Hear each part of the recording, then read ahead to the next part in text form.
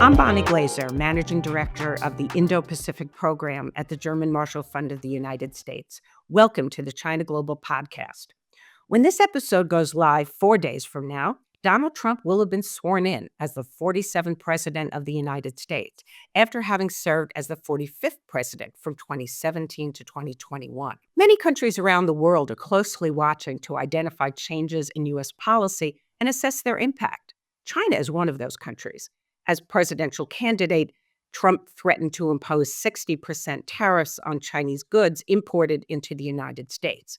He also proposed revoking China's most favored nation trading status and banning China from buying U.S. farmland. He pledged to curtail Chinese espionage and theft of intellectual property. But on some occasions, Trump praised Chinese leader Xi Jinping, and he predicted they would get along very well. In the past few months, Trump and Xi have been in communication through their representatives. What approach will Beijing take toward Trump's presidency this time around? Is China in a stronger or weaker position than it was during Trump's first term? What is the likely trajectory of U.S.-China relations in the coming 4 years? To discuss these questions, I'm pleased to have as my guest today Dr. Evan Medeiros, who is the Penner Family Chair in Asian Studies in the School of Foreign Service at the Georgetown University, and also Kling Family Distinguished Fellow in the U.S.-China Studies program there. He served 7 years in President Obama's National Security Council, first as Director for China, Taiwan, and Mongolia, and then as Special Assistant to the President and Senior Director for Asia. Welcome to the China Global Podcast, Evan. Great to be here. So I want to start by looking back a bit. What are the lessons that you think Beijing drew from its experience with Trump in his first term? Bonnie, I think this is a really critical question because I think the Chinese in their assessments recently have come to several conclusions about lessons learned. Number one, personal relations with Donald Trump don't get you anywhere. They're reminded of their whiplash from the great state visit plus that they offered Trump in the fall of 2017, only to be followed by a very competitive set of policies in 2018. Second, a second lesson is watch what Trump does, not what he says. There's too many voices in a Trump administration. It's too hard to separate the wheat from the chaff. So just watch what they do. Don't try and understand the cacophony of voices in Washington. Number three, just expect and plan for volatility and unpredictability in both people and policymaking. In other words, you can reach a deal with Trump, but there's probably only a 50% chance that it's going to stick. Fourth, show the Trump team that you can cause them pain. The Chinese very much believe that's the only way you're really going to deter the United States. And fifth, Trump has surrounded himself with a bunch of ideologues on China. Whether you agree with it or not, that's a very firm conclusion in Beijing. And these people are ultimately focused on regime change and containment in China.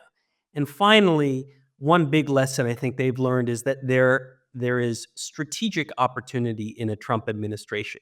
He weakens alliances, he alienates much of the world, and that China needs to make sure that it doesn't squander the opportunity created by Trump like they did in his first term. On the point of imposing pain on the United States, we'll get back to that maybe later in the podcast, but I think that's really an important point. China's put together its own toolkit now to retaliate, respond, and can do that now in ways that it really couldn't do during Trump 1.0.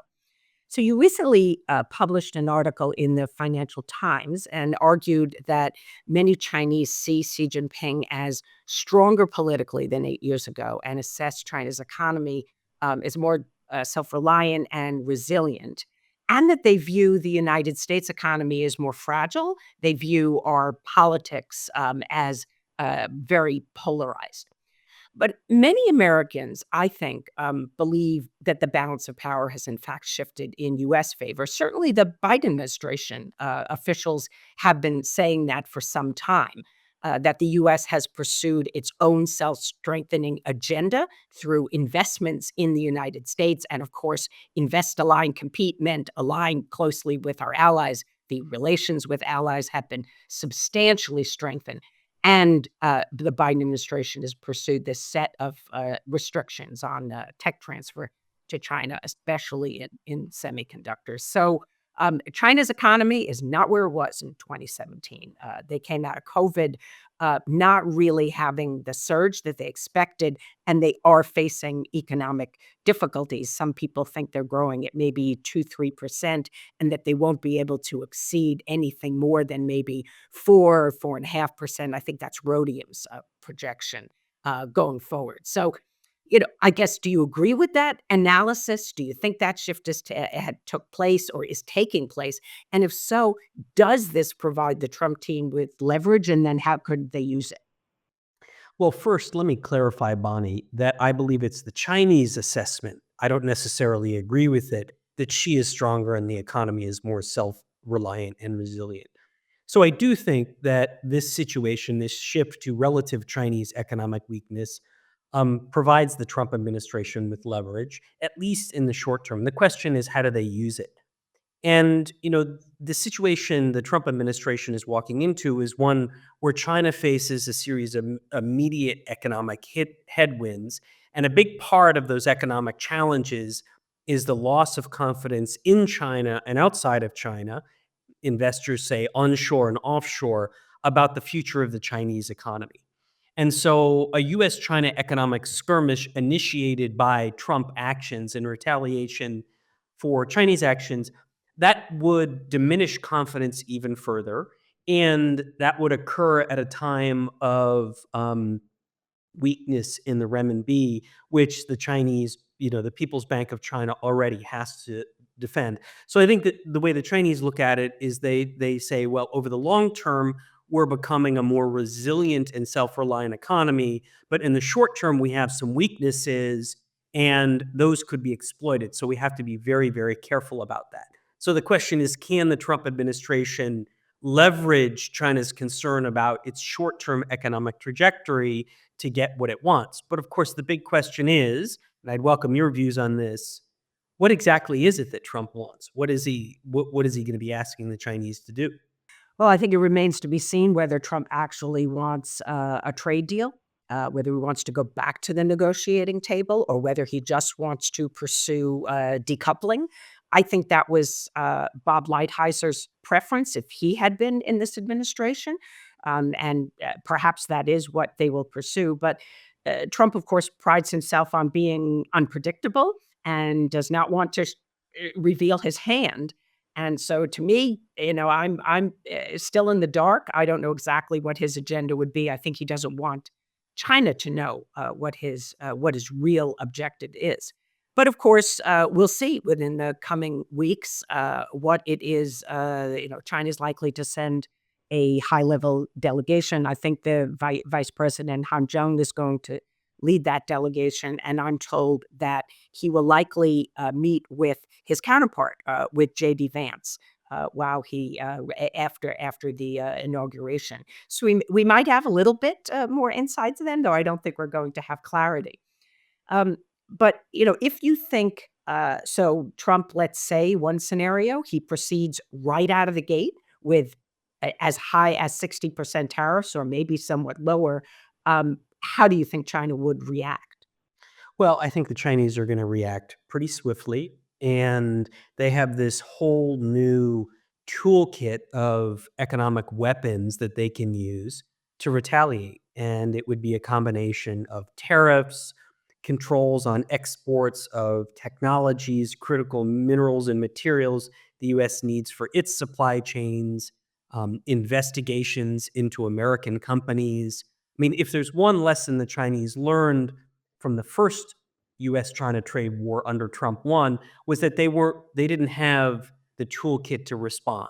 Because of the nature of the trade relationship, there's just limits on how many tariffs they're willing to impose on the United States. It's not in their interest to do so. Are there ways that China can hurt the US without really hurting itself? I think so. I mean, I think, and we've already seen um, some examples of that, right? The ways in which the Chinese can put limits on the exports of critical materials like germanium, gallium, graphite, antimony in ways that will frustrate American producers of semiconductors. They can disrupt the supply chain of drone companies like Skydio, who now has to completely rethink where they get their battery technology from. They've conducted investigations into Micron. They threatened one into NVIDIA. And I think just today they've signaled that they're going to probably impose some penalties on the American apparel maker PVH in retaliation for the Biden administration's designation of multiple Chinese companies um, who are involved in production in Xinjiang. So I think, given the nature of the trade relationship, there's actually quite a bit that the Chinese can do. I mean, their game plan is always to find maximum points of both economic and political pressure, right? So one of the first things they will do is they will go to big American companies like Boeing, big American companies like Tesla, and find points of leverage in the business relationship. Not approving a big purchase from Boeing or not giving Tesla some of the legal and regulatory approvals they need in their massive EV production facility. And so I think that the Chinese have developed a pretty large, multi-tiered, sophisticated toolkit they can use to generate leverage with Washington. One of the really interesting aspects, though, of this transition, of course, is that the Biden administration is doing so much in its final days. And if the Chinese retaliate, they're essentially going to be retaliating after the Trump administration takes office. Maybe Trump will undo some of these things. I don't know. For example, the AI diffusion rule seems to be quite controversial. But I wonder whether the Chinese are going to hold back and see what the Trump administration wants to do first. What do you think? Does that make sense? I think that's right. And the actions the Chinese have taken just in the past week in response to a flurry of Biden administration actions. I mean, the Chinese retaliation has been surprisingly quick. I mean, literally 24, 48-hour turnaround tells me the Chinese really want to start off with the Trump administration in a new and different way. In other words, they're trying to compartmentalize what is retaliation for Biden action so they can preserve space for some kind of deal with Trump. And that's important because the Chinese are interested in a deal largely because they want time, right? They need a little bit of time to improve their macroeconomic situation, make their economy more resilient and more self-reliant. So their penchant for a deal, I don't think is driven by a great sense of vulnerability. I don't think it's driven by naivete. I think it's just driven by the cold hard calculation, hey, we need to buy some time, but we have no illusion we're in a long-term geopolitical and ideological competition that has economics and technology at its core. Yeah, I definitely agree with that. So, two things about the 2017 model that I think were effective for China, at least for a while. One was that they dealt with, of course, Trump's son-in-law and daughter, and Ivanka Kushner. That option isn't available this time, but there are potential businessmen. I think people are very interested in whether Elon Musk is going to play a role. And then the other aspect, I think, of the 2017 model that was effective for China and I guess for the Trump administration, since it seemed to be what they wanted, was to have an early meeting between Trump and Xi Jinping. They met in Mar-a-Lago in April, and that led to an agreement to basically cooperate on North Korea and put the bilateral trade deficit on the back burner. So, do you think the Chinese are going to use this kind of approach? Do you think they're eager to have a very early meeting with Trump to set the tone and trajectory of the relationship? It's hard to say, but if I had to bet, I would bet no. I don't think the Chinese trust Trump. They don't like his hawkish advisors. but they think they can manipulate him. So I think that they would be sort of open to a meeting, which is why they're sending Vice President Han Zheng, not Xi Jinping. They're open to a deal because, as I said, it buys them a little bit of time as their economy, hopefully, I mean, from their perspective, hopefully improves. But the Chinese are also very wary of a meeting between Trump and Xi Jinping because they understand who Trump is and what he's all about. They're worried about exposing Xi Jinping to risk. You know, he meets with Trump, and then weeks or months later, the relationship gets a lot worse. So I don't think the Chinese are particularly anxious to do that. And as I said in the opening, I think they understand that the personal relationship, personal connection, won't get you very far with Trump.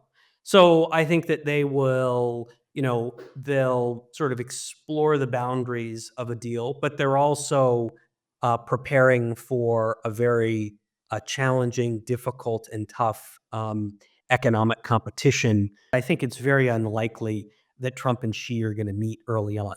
But the fact that they're sending an envoy indicates that they want to build a tie to the Trump administration. What they really want to know is who is our key guy? As you said, Bonnie, it was Jared Kushner before. Who is it going to be this time around? What does Trump want? And can we use a decent understanding of Trump's goals combined with a channel directly to the president as a way to negotiate a deal?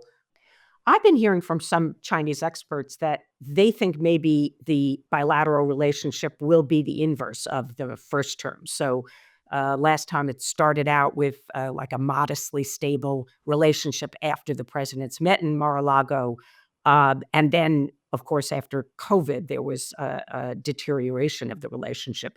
So, some people are suggesting to me that they think maybe there will be a lot more friction and tension early on, but then would stabilize, maybe in the second half of the administration, although I'm not quite sure what would facilitate that. Maybe it would be negotiating a deal or the recognition by both sides that they have uh, hurt each other, inflicted enough pain, and they need to, for their own interest, to stabilize the relationship. But that second part of it, I'm just speculating. So, do either of these patterns make sense to you? I mean, they do. Both of them make sense. The latter pattern is certainly more likely than the former. In other words, the relationship starts out with higher friction, and they find some kind of ceasefire or negotiated solution. So if I had to bet, I would bet on that over a repeat of the 2018 pattern. But it's Trump, Bonnie. So we just have to sort of wait and see. It's totally unpredictable. And to make an obvious point, the current era of the US China relationship, because we're now firmly, clearly in an era of strategic competition, and international politics is far more complex after the Russian invasion of Ukraine. So there's sort of more variables to play with. One of them being how committed is the Trump administration to try and reaching an end to the war in Ukraine? And do they think the Chinese can play a role? And how does that play in our in possible economic competition, economic skirmishes, and some kind of ceasefire or deal? So let's talk a little bit about Ukraine then. Trump said on social media at one point that China can be helpful. Didn't go into any detail. I don't know what his thinking is. My own sense is that Trump would rather engage, if he can, directly with Putin rather than asking Xi Jinping for a favor. But do you think there's a scenario in which Xi Jinping might take small steps to help? We have heard, for example, from Jake Sullivan about how China was helpful in mentioning, in some way, communicating with Putin that he should not use nuclear weapons in Ukraine and should not launch nuclear weapons into space. I think the Chinese or the Russians have denied that. But of course, there are things that Xi Jinping here could do, even if he wasn't directly communicating with Putin.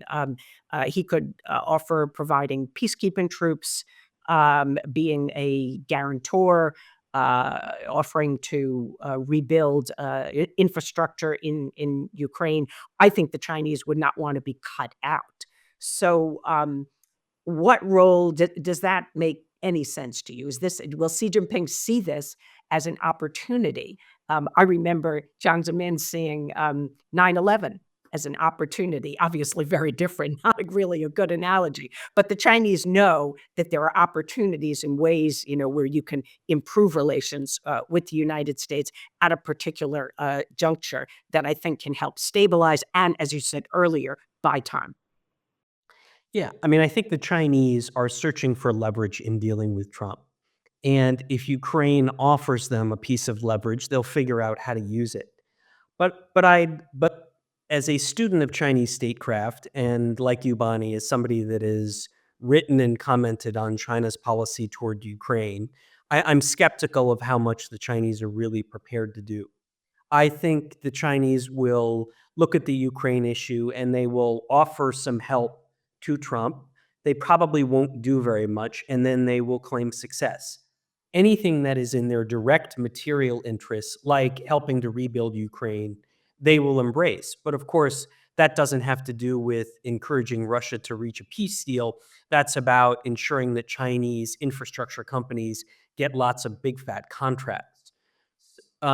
So it's not really clear to me that the Chinese are going to be able or willing to really do that much. And to date, every time the US and the international community, including many of our allies and partners in Europe, have asked the Chinese to do more with Russia on Ukraine, they haven't. And so I think Beijing gets way too much credit for doing things like supposedly pressuring Putin not to use nuclear weapons. And I hear this a lot when I travel to Europe because I frankly doubt that Xi Jinping really said very much to Putin, or that Xi Jinping's statements, even if he did said something, had much impact on Putin. The Chinese on this question of nuclear usage have barely said anything publicly. I mean, you know what the playbook is, Bonnie, right? The Chinese repeat a statement that they've said multiple times over and over. Nuclear weapons shouldn't play a major role in international politics. They get huge credit for it because we're all so desperate to see China do something. And what happens is, you know, people, policymakers want China to do something so badly. We think it's in their interests when, in fact, the Chinese may be more agnostic than we believe, and then we project that that um, that ambition onto China and give them credit for doing something when they really didn't do very much. So I'm pretty skeptical, but I think the Chinese will try to sort of make a mountain out of a molehill. Molehill. They'll do a little bit. It will be in their direct interests, and they will ask to be at the center of the reconstruction effort because that's what really matters to them: big, fat infrastructure contracts. And I think it's really going to be up to the Ukrainians, European policymakers, and American policymakers to be really judicious about how much credit China really deserves if it plays any role at all. I very much agree with you. I think there are many capitals where I go and talk to officials and hear that there's still a lot of hope that uh, Xi Jinping will swoop in and tell Putin what he should and should not do. And I actually don't think that's the way that Xi Jinping communicates to Putin. I think when they meet, they focus on the issues that they actually have agreement on, and set aside or compartmentalize those that they have differences on. I have a hard time really believing that Xi Jinping warned Putin not to use nuclear weapons, although one could imagine that he may have said, just as he did to Germany's Chancellor Scholz, that China has long stood for, not using nuclear weapons, but he got a lot more credit for that than he may have actually deserved. Yeah, very, very well said, Bonnie. I think that's yet one more of the examples where it's like Mao Zedong. He would sort of mumble something, people would interpret it as sort of the musings of an oracle, but it wouldn't really mean very much, and it wouldn't change Chinese behavior. Right, right. So let me touch on Taiwan. My own view is that Xi Jinping has not yet decided to use force against Taiwan. I think he is unlikely to do so unless and until he has very high confidence that the costs are tolerable, or if he sees his own position as threatened by not acting. So that's a war of necessity versus a war of choice. But my view is, 2027, yes, he's instructed the PLA to be ready, but that doesn't really signal a decision to use force. I think he has low confidence in the PLA. I think that he's probably drawn lessons from Ukraine that have induced caution, not emboldened him. And my guess is that because of his concerns about the Chinese economy and maybe even social stability, and also Trump, of course, doesn't want to be entangled in a military conflict, and he knows that. Uh, so he might believe even that the Trump administration would restrain Taiwan's president Lai Ching-te if he were doing something that was really provocative. So for all of those reasons, my sense is that the likelihood of a Chinese invasion, any large scale use of force against Taiwan, not only before 2027, but really anytime in the next 4 years, is really quite low. So you agree or disagree? I agree with your assessment of Xi Jinping's Taiwan policy, but Bonnie, you and I have long agreed, about how Xi Jinping looks at Taiwan.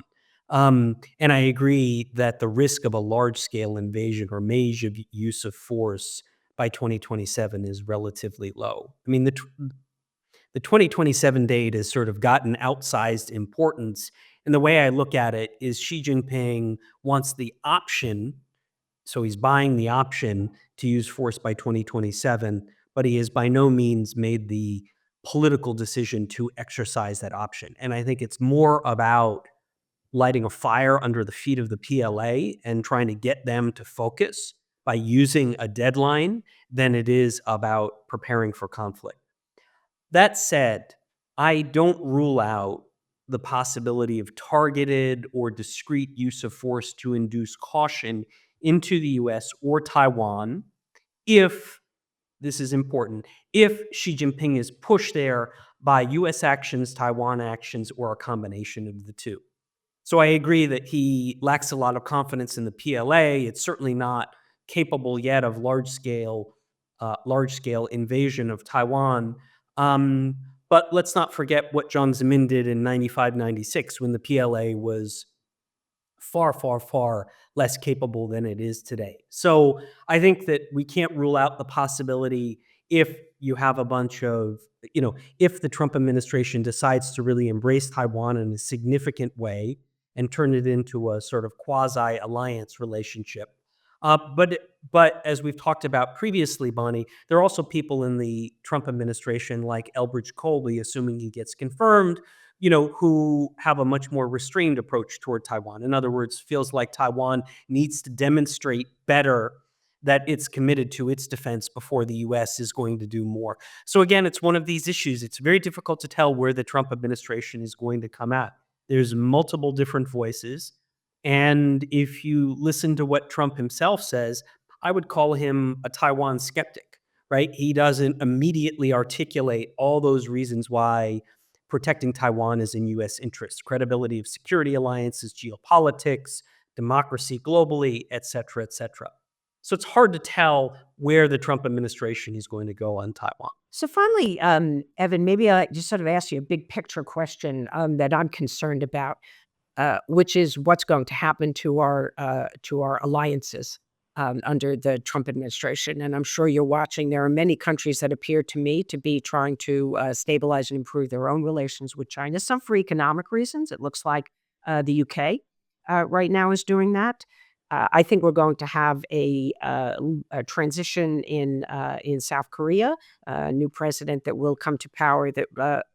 From what I understand, the South Koreans are quite eager to have Xi Jinping attend the APEC meeting there and probably will try to shore up their relationship with China in after that leadership transition takes place. And China is reaching out and wooing every possible ally of the United States that they think they have the opportunity to really drive a wedge in that relationship. And the EU is really at the top of my list there. And Japan is just beginning a process after about 6 years now of improving relations with China. We've already seen the Australia relationship with China normalize. What does this all mean?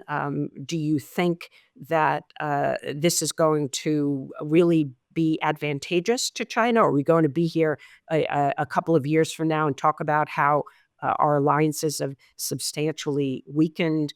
Or do you think that countries have most of our allies have really come to believe that China poses such a serious threat to them, and in Japan's case, probably existential, that their relations with the United States will remain strong? What will Trump's policies toward our allies and China's policies towards our allies, what impact will they have as we look at the global alignment of relationships a few years from now? Right. So in assessing the consequences for global order, global geopolitical alignment, I think it's important to look at American allies and partners, what some people call the global West. That's allies and partners in Europe and in Asia.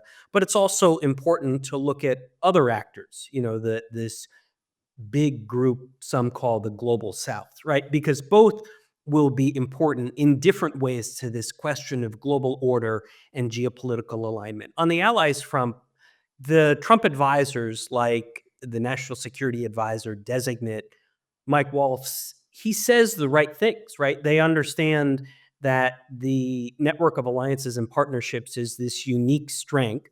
But of course, Trump has always notoriously been skeptical of our allies. And he always, he has long, for decades, looked at American allies as rent seekers, people that get a lot of stuff for free.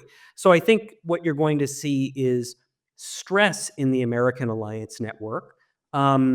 You mentioned South Korea, some of our allies in Europe. I think those relationships are very naturally going to be stressed. Japan and Australia historically have done well navigating Donald Trump. So it'll be a patchwork. The Chinese obviously try to exploit it, right? I mean, just a few days ago, you had Xi Jinping on the phone with the new European Council president. And so the Chinese will try to exploit it, but they never do a terribly good job, in large part because there's so many things they do to our allies that our allies dislike. So I don't worry about a fundamental change in our alliance network and China exploiting tensions, because historically speaking, it's never really worked. What I worry more about is Trump's protectionism, unilateral initiatives that really undermine the American ability to maintain influence in the global South. Now, the global South is admittedly a big, diverse group, right? What do Saudi Arabia and Chile have in common, for example? But nonetheless, there are a group of geopolitical swing states, India, Turkey, Saudi Arabia, Brazil, Chile, and others that control technologies, control critical minerals that are going to be essential to all the big global trends going forward: digitalization, clean energy, AI, semiconductors, etc. So the real question to me is, on this issue of global alignment, how much the how much the Chinese and Xi Jinping will be able to take advantage of uncertainty and volatility coming out of the Trump administration, right? The more unreliable and unpredictable the United States becomes, the more countries all over the world are going to hedge, but hedge in ways that don't allow us, or hedge in ways that minimize America's ability to preserve our influence and gain additional influence. Because this big group of countries, the global South, unlike during the US-Soviet Cold War, they are capable, they have agency, and we need many of them. So that's what I worry about. So, very last question, Evan, what really worries you in the US-China relationship going forward? The US-China relationship today is in a very delicate phase. I think that the US and China essentially are in this process of negotiating the boundaries of their strategic competition at the same time that both sides are bulking up their economic and security tools of competition. The applicable but limited analogy is the US-Soviet competition in the 1950s. Now, of course, in the US-Soviet experience, nuclear weapons were at the forefront. That's not the case for the US-China relationship, but nuclear weapons could get there. And of course, the US and the Soviet Union had far fewer ways to communicate than we do with the Chinese. But what worries me is that we're going through this phase of negotiating the boundaries of the competition, and both sides are very much still probing and testing one another. And that's inherently dangerous. And you throw into that mix an American leader like Trump that himself is a source of uncertainty and volatility. And to me, in an environment like that, the risk of an accident, or probably more likely a strategic miscalculation in Beijing or in Washington, is exceptionally high. Well, on that note, definitely realistic, but we'll have to closely watch how Sober, but not necessarily optimistic, Bonnie. not optimistic. But we will come back to you at some point after the Trump administration is already seated, new people have taken their positions, and we have a better idea where the relationship is going, and then we can reconnect. But thanks so much for your insights. We have been talking to Dr. Evan Medeiros, Penner Family Chair in Asia Studies in the School of Foreign Service and Kling Family Distinguished Fellow in U.S.-China Studies at Georgetown University. Thanks for joining us, Evan. Great to be here, Bonnie.